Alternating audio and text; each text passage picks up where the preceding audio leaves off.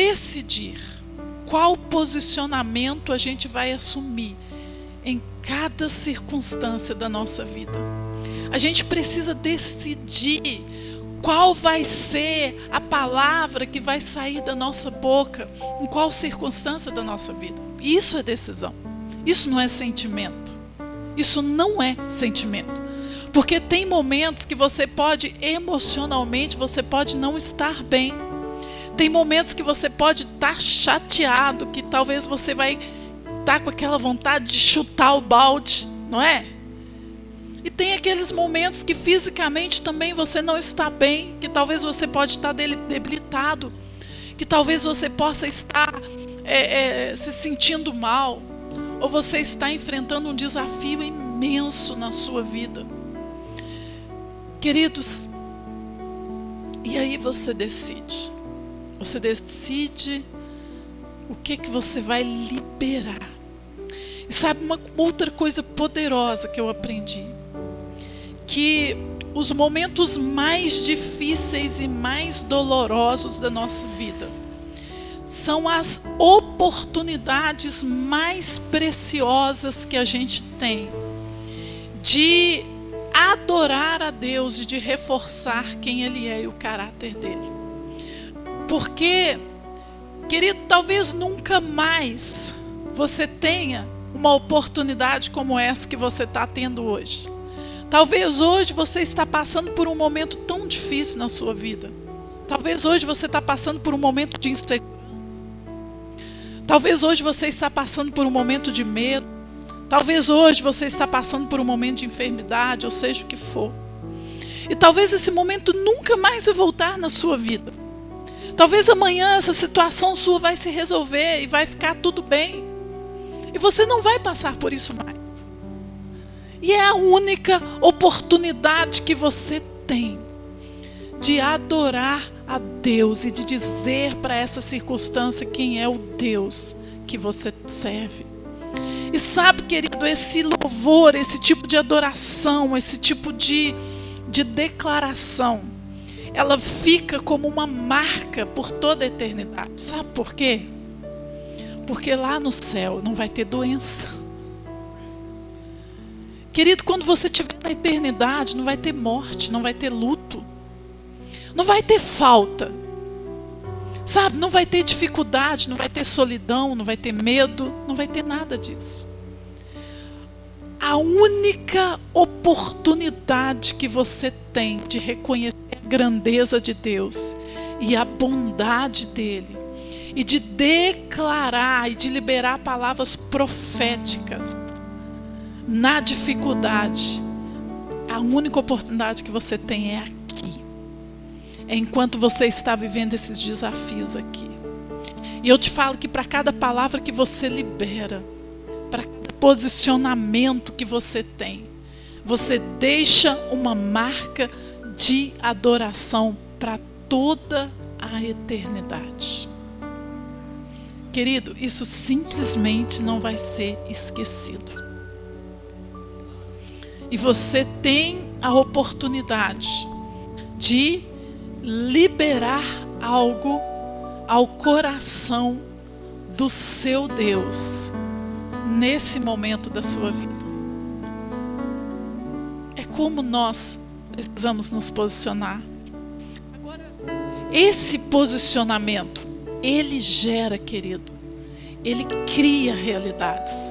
Esse posicionamento, ele produz um poder tão grande.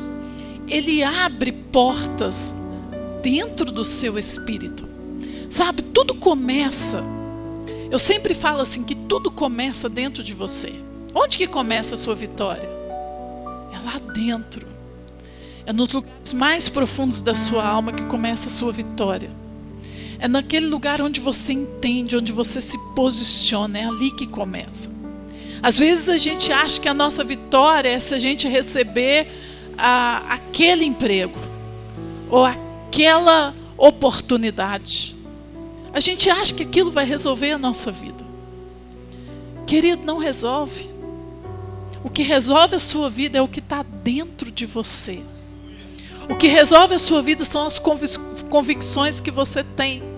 O que resolve a sua vida são os posicionamentos que você assume ao longo dela. Isso é o que resolve. Agora, é muito interessante, querido, que a gente, muitas vezes, por tantas coisas que a gente vive, experiências e tantas coisas, às vezes a gente vai ficando com áreas de prisão, áreas de cadeia dentro de nós. Áreas, assim, presas em que você não rompe ou não consegue acreditar ou não vai. E aquilo ali vira literalmente uma prisão dentro de você. E você não consegue avançar naquela área. Agora, quando você começa a tomar decisões de se posicionar, sabe? Que não são decisões assim que se baseiam no que você está sentindo, mas que se baseiam na convicção que você tem e naquilo que a palavra diz. Simples assim. E às vezes a gente acha, querido, que a gente tem que estar sentindo alguma coisa, não é? E sentir é bom, né? Não que seja ruim. Sentir é bom. Sentir a presença de Deus é bom. Então, mas às vezes a gente leva tudo muito para esse lado dos sentidos. Eu preciso estar sentindo algo, eu preciso sentir que Deus está perto de mim. Eu preciso sentir alguma coisa. E na verdade, querido, existe quando você passa dessa fase do sentir, existe uma outra fase que você chega, que é uma fase que se chama maturidade e convicção. Nesse lugar, você já não vai se guiar mais somente pelo que você sente. Você não vai se guiar somente, não que você perca essa coisa dos seus sentidos ou dos sentimentos. Não tem como perder isso. O Senhor nos fez assim. Mas você passa para um lugar de convicção, onde você não depende exclusivamente disso para saber que vai dar certo, que Deus está no controle. Querido, você depende daquilo que a palavra diz e da convicção que você tem nele. E você começa a fazer declarações proféticas e a viver a partir deste lugar que é um lugar de convicção. E é tão interessante esse lugar, que esse lugar é um lugar que gera milagres. Essa semana, para mim, foi uma semana de reflexão. Semana passada e essa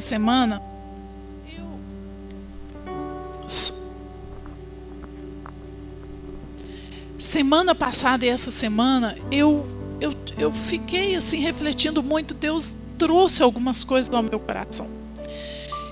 E de uma maneira assim impressionante, o Senhor abriu os meus olhos para eu ver como que Ele vem criando realidades na minha vida. Eu comecei a olhar para trás.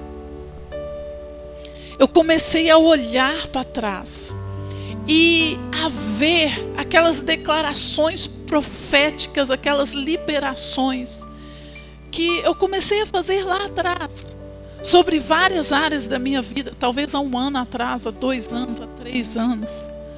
Queridos, e de repente o Senhor abriu os meus olhos e eu comecei a ver, falei, meu Deus, como que as realidades foram sendo transformadas de uma maneira assim, milagrosa, poderosa, sabe? Não, quando eu olho para como as coisas vêm se encaixando, quando eu olho para como os meus boletos estão sendo pagos todo mês, sabe? Quando eu olho para a minha vida, eu falo, meu Deus, é surreal, irmãos, é extraordinário. Se eu sentar contigo para te contar em detalhes, sabe, é extraordinário o que eu tenho visto e o que eu tenho vivido no Senhor. E aí eu comecei a me lembrar lá atrás, quando o Senhor começou a trazer essas coisas ao meu coração, quando eu comecei a aprender sobre essas coisas e a entender. E eu fui tomando algumas decisões na vida. E eu comecei a viver de uma maneira profética. Eu falo que a nossa língua, a nossa boca, ela tem que ser profética. A gente tem que viver profeticamente, sabe? Assim, intencionalmente, o tempo todo, profeticamente, em tudo. Em cada circunstância, quando você olha para o seu filho, libera uma palavra sobre a vida dele. E em todas as áreas da sua vida, precisa ser profético. Precisa ser uma linguagem do céu, sabe? Daquilo que Deus sabe fazer. Querido, eu não quero... Eu falo com Deus, eu nem me importo com aquilo que eu não, com aquilo que eu dou conta, eu nem me importo com aquilo que eu não dou conta. Eu olho para mim e eu vejo tantas impotências, tantas fraquezas, tantas limitações. Só que eu estou tirando os meus olhos disso e eu estou declarando quem o Senhor é na minha vida. Eu estou declarando o que o Senhor pode fazer, o que o Senhor sabe fazer. Não é aquilo, querido, que eu dou conta, não é aquilo que eu sei fazer. Porque se eu começar a olhar para essas coisas, eu paro. Se eu começar a olhar para esse lugar, querido, eu travo. Se eu começar a olhar para a dificuldade, eu não avanço, eu paraliso. Mas eu aprendi que existe um lugar. Que existe um lugar profético. Eu aprendi, querido, que a palavra, toda palavra que sai da nossa boca, ela tem poder, ela tem a vida de Deus nela. Sabe, eu aprendi que aquilo que eu falo determina que tipo de fortaleza que eu vou construir dentro de mim. E a Bíblia fala sobre as fortalezas na mente. E é muito interessante que quando você pega lá na carta do apóstolo Paulo, carta de Coríntios, ele fala das fortalezas. E ele fala sobre como que você combate as fortalezas. E ali ele está falando das fortalezas malignas. Que são, ele fala assim, argumentos e pensamentos que viram fortalezas dentro da sua mente. Agora imagine, uma fortaleza é um lugar que tem um rei e que tem o quê? Governo. E quando o apóstolo Paulo fala lá das fortalezas na mente, ele está falando de um lugar dentro de nós que é construído por pensamentos e argumentos que não estão alinhados com o céu e que tem um governo, e esse governo não é o governo de Deus. E a partir deste governo, a partir deste reinado, que é o reinado de Satanás, que são os argumentos e os pensamentos que ele lança na nossa mente. Sabe o que ele faz? Ele nos oprime. Ele traz opressão sobre a nossa vida. Ele traz peso sobre a nossa vida. Ele traz angústia. Ele traz mentira. Sabe, ele diz para você sempre o impossível. Uma coisa que eu tenho aprendido sobre Deus é que Deus não fala para mim do impossível. Deus só fala para mim da possibilidade. Porque o impossível para Ele, querido, simplesmente não existe. Não existe. Então Deus não fala. Um dia eu perguntei isso para Ele, eu falei, Deus, o Senhor fala as coisas comigo como se fosse tudo tão fácil. E eu perguntei isso para Ele, eu falei, Senhor, como assim? Não é simples assim não. Ele falou assim para mim, mas é porque para mim não existe o impossível. Ele está dentro da sua mente. Então Satanás sempre vai criar essas fortalezas na sua mente para dizer para você aquilo que é impossível. Para dizer para você que não tem jeito. Deus fala que cura, Satanás fala para você, não, você nunca vai ser curado. Sabe, ele sempre vai trazer esse tipo de pensamento e ele vai tentar criar essas fortalezas dentro da sua mente. Mas quando você, querido, se posiciona, quando você diz para cada situação, para cada circunstância, para cada pequena coisa da sua vida, você diz quem é o seu Deus. Quando você define quem é o seu Deus, ao invés de deixar as coisas definirem, sabe o que acontece? Você começa a criar um outro tipo de fortaleza, que é a fortaleza do céu. Um outro tipo de governo dentro da sua mente, que é um governo do céu. Sabe?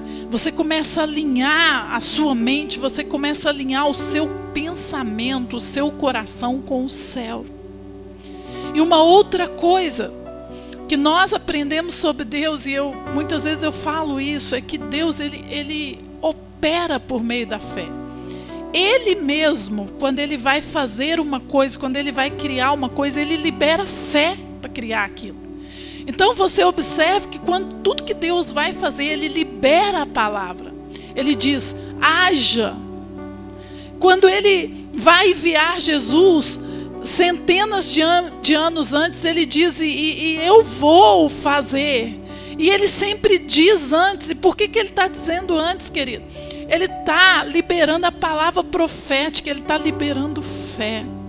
E é muito interessante que Deus, assim, o tempo de Deus, né? Ele libera uma palavra profética 700 anos antes. E depois a gente vê aquilo se cumprir. Ele libera 2000 anos antes.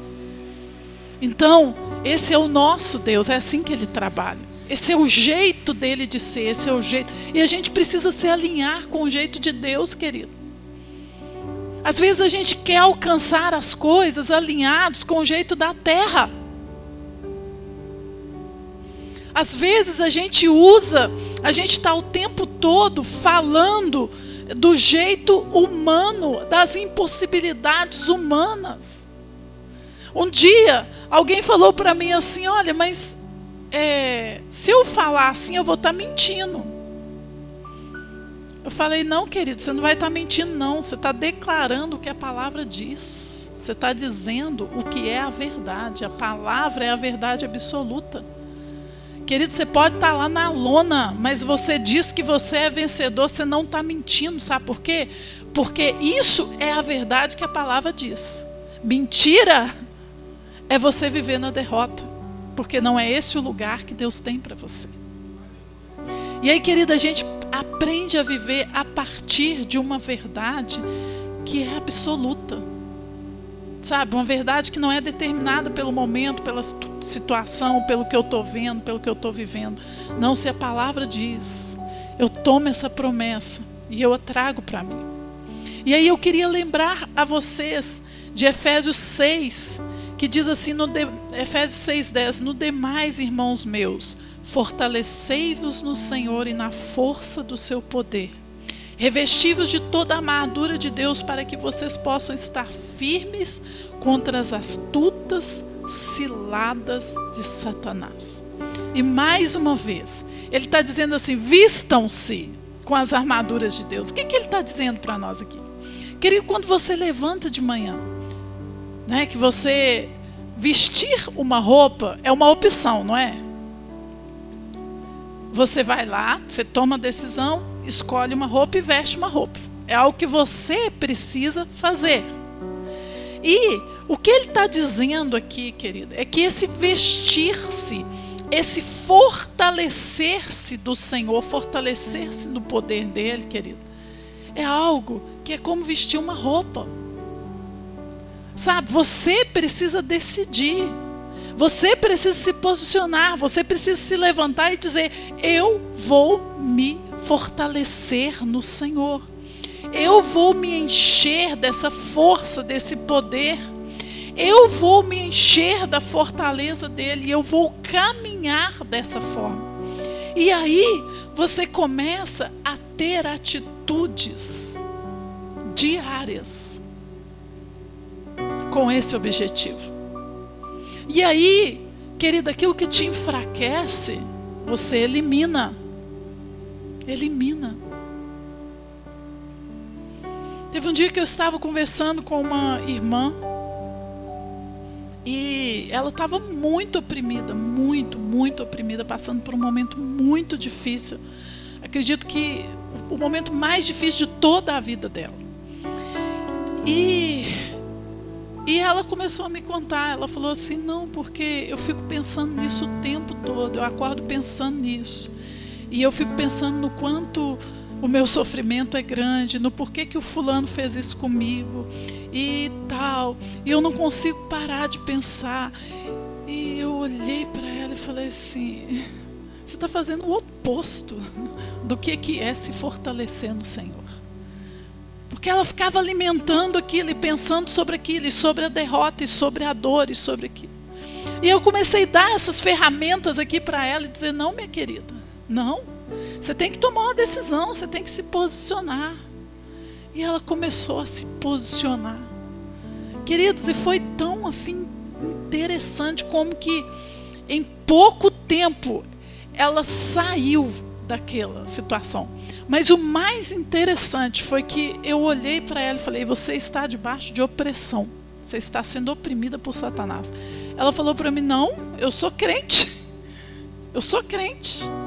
Crente oprimido? Não, pastor, eu não estou debaixo de opressão maligna. Eu falei, você está, e quem está abrindo a porta é você mesmo. Você está abrindo a porta por causa da forma como você está se posicionando e o que você está permitindo que entre na sua vida. E ela ficou meio assim, não entendeu muito bem, a gente continuou a conversa, aí oramos.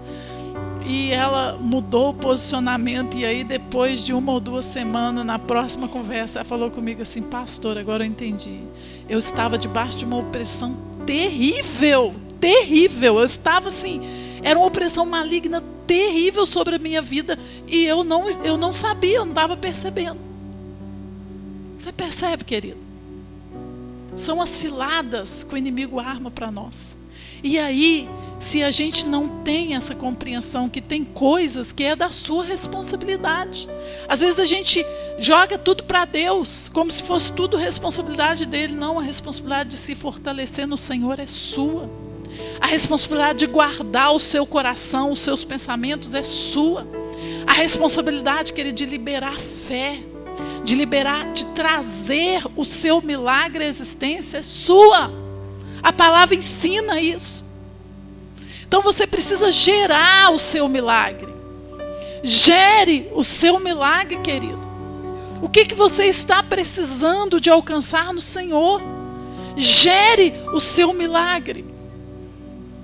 Eu acho que eu já contei, né? Com certeza já contei para vocês o testemunho da minha mão. Eu estava com um caroço nessa mão e eu ia ter que fazer uma cirurgia. Já tinha ido ao médico, feito exame. E queridos, e eu comecei a declarar sobre esse caroço e conversar com ele, falar, você vai sair daí, você vai secar em nome de Jesus. E eu fui literalmente gerando o meu milagre. Querido, eu fiz isso por um bom tempo. Várias vezes eu repetia a mesma frase e eu falava, você vai sair daí. Ah, você vai sair. E eu amaldiçoava ele, falava, você vai morrer, você vai secar em nome de Jesus. E foi assim, eu devo ter feito isso pelo menos umas 50 vezes.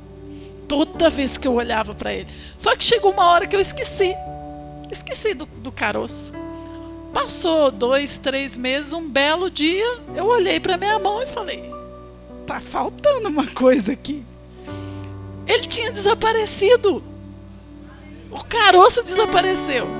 Eu não precisei ir fazer uma cirurgia, eu ia ter que ficar internada no hospital, ia ter que tomar anestesia. Gente, pensa.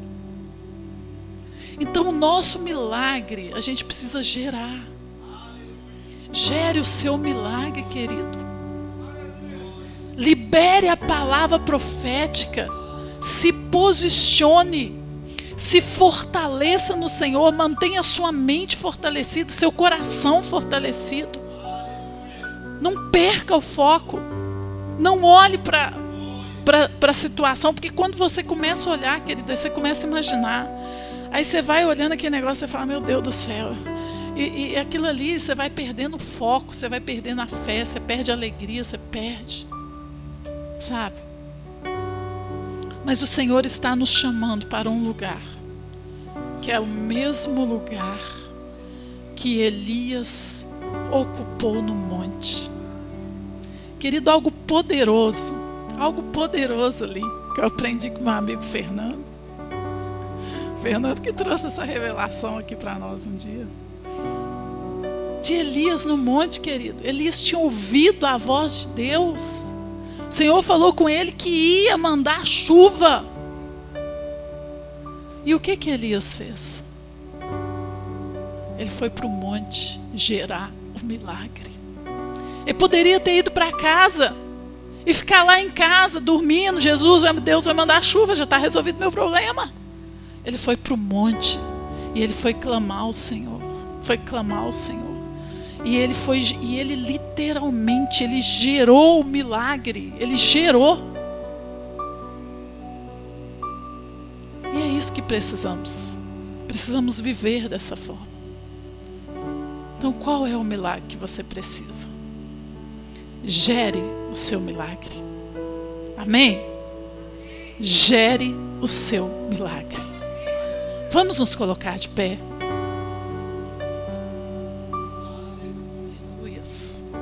Queria convidar todos, vão vir aqui para frente, todo mundo. Vão trazer um fogo santo para cá.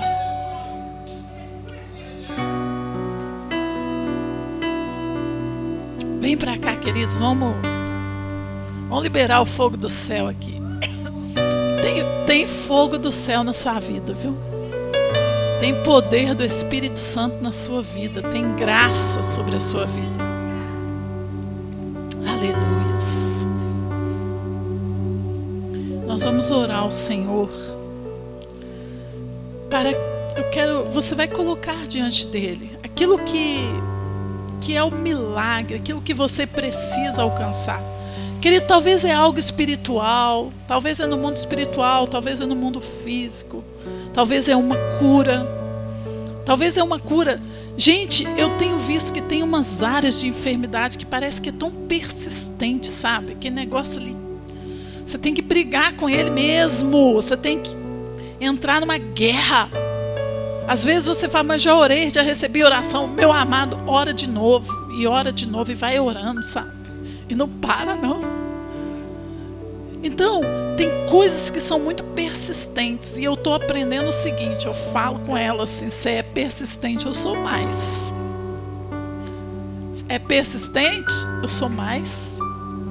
Você fala, você insiste uma vez, eu insisto 10, mas você vai sair daí, você vai.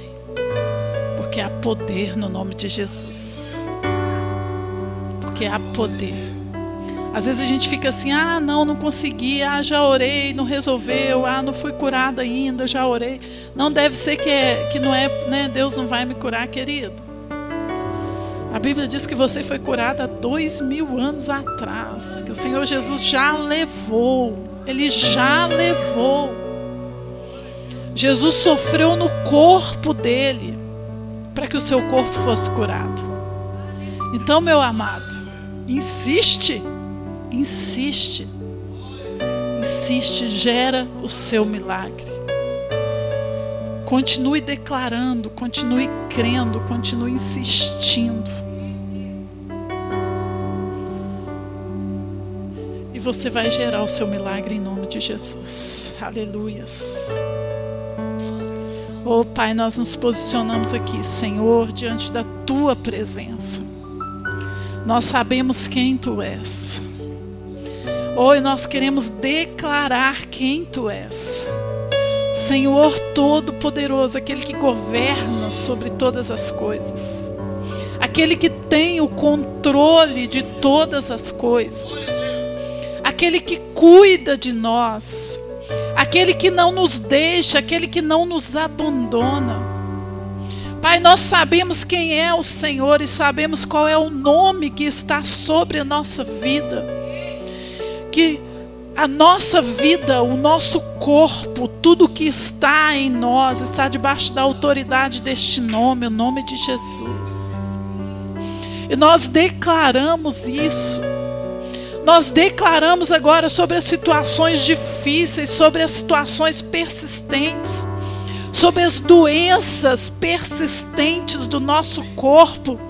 Nós declaramos o nome de Jesus e a autoridade que está sobre esse nome. Nós declaramos o poder do nome de Jesus.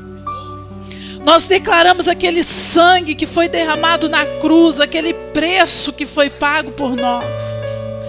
Preço que foi pago para que nós fôssemos curados. O preço que foi pago para que nós tivéssemos uma vida abundante.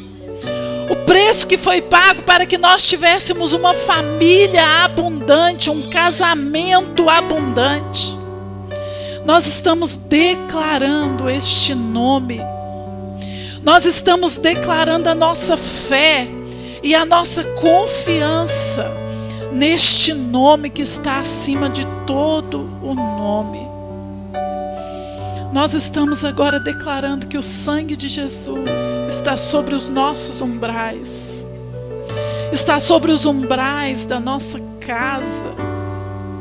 O sangue de Jesus está sobre o nosso corpo, está sobre tudo aquilo que nós fazemos. O sangue de Jesus, o sangue da aliança. E nós tomamos isso, tomamos posse, tomamos por herança. Tomamos não porque merecemos, mas porque é nossa herança. É aquilo que o Senhor conquistou para nós, é o lugar que o Senhor conquistou para nós. Em nome de Jesus, nós tomamos posse da cura neste momento. Em nome de Jesus, eu estou profetizando cura física. Em nome de Jesus, sobre toda doença persistente. Em nome do Senhor Jesus, eu estou ordenando que saia, que deixe esses corpos agora. Em nome do Senhor Jesus, que deixe agora esses corpos. Em nome do Senhor Jesus, toda situação persistente, essas situações difíceis de se resolver, essas situações complicadas, em nome de Jesus, eu estou aplicando agora o sangue de Jesus, o poder e a autoridade desse nome, para que haja resolução.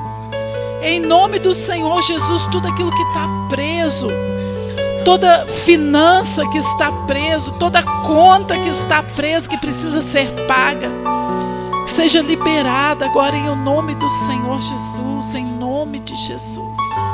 No poder e na autoridade que há neste nome, nós estamos liberando agora.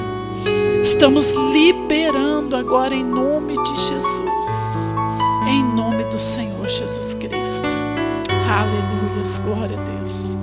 Amém. Aplauda o Senhor, querido. Glória a Deus. Amém. Aleluias. Amém. Querido, em nome de Jesus, você vai sair daqui como um guerreiro, como um profeta. Você vai sair daqui bem posicionado, amém? Bem posicionado, em nome de Jesus. Sexta-feira, nós temos a vigília lá no nosso templo novo. Queremos ver todo mundo lá, 9 horas, né amor? 9 horas? 9 horas, nós estaremos lá no templo novo, na torre de oração, vai ser maravilhoso. Amém? Queremos ver todos vocês lá. Mais alguma coisa?